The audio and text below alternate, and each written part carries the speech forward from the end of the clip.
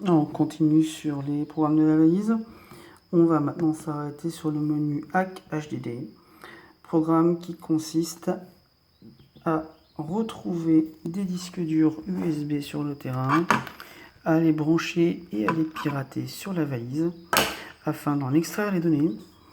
Et du coup, on finit la partie par une empreinte digitale sur la valise afin de détruire définitivement les données, ou dans un scénario où on se trouverait dans un centre radio, de valider le transfert des données vers le centre radio.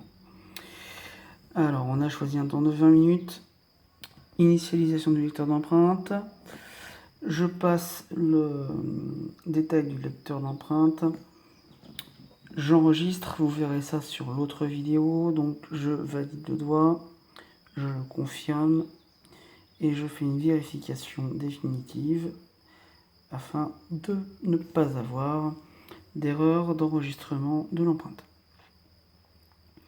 On sélectionne le nombre de disques durs à trouver, dans l'occurrence on va mettre 2. On sélectionne le temps de connexion du disque dur sur la valise nécessaire pour pirater les données, donc je vais prendre 2 minutes pour l'exemple. Et puis on peut aussi mettre des powerbanks pour gratter un peu de temps. Pour le principe, on va dire qu'on sauvegarde la batterie.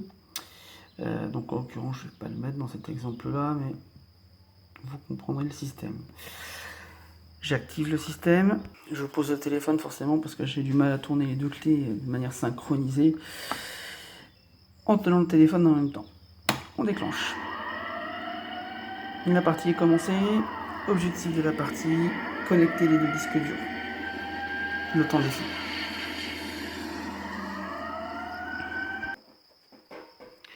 Le disque dur rouge vient d'être trouvé.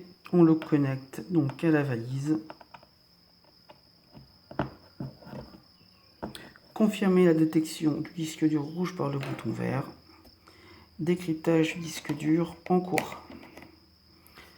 Le chrono de la bombe, lui, continue à défiler. 19 minutes.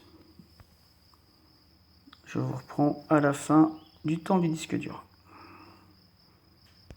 Le temps du disque dur défile. Nous sommes donc à 33 secondes. Le temps de la bombe défile aussi. Du coup, les données sont en train d'être piratées, bien évidemment.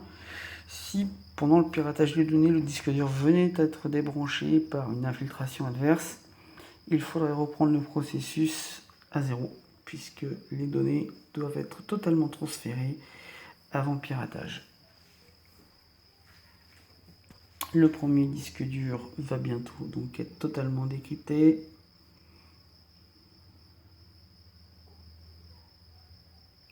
Données décryptées, débrancher le disque dur, on repasse sur le chronomètre principal. Débranchement du disque dur, on est en attente de connexion pour le prochain disque dur. Découverte du disque dur bleu, connexion du disque dur, validation du transfert des données du disque dur bleu, piratage en cours.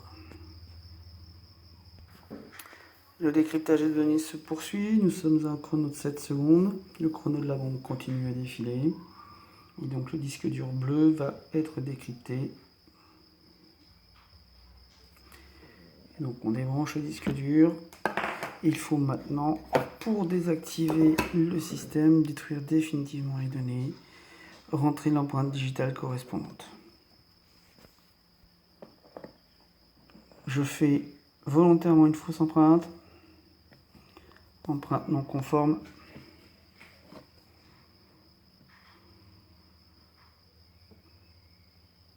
Pour désactiver la bombe, hop, système d'empreinte. Ah, j'ai relâché. Donc pour désactiver la bombe, on appuie sur le bouton rouge, initialisation, et du coup, nouveau doigt non conforme.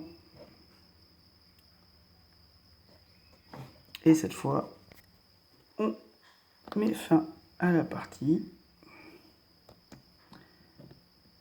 Ah, je ne vais pas y arriver. Et voilà, on met fin à la partie avec l'empreinte digitale du général. Bombe désamorcée, fin de partie.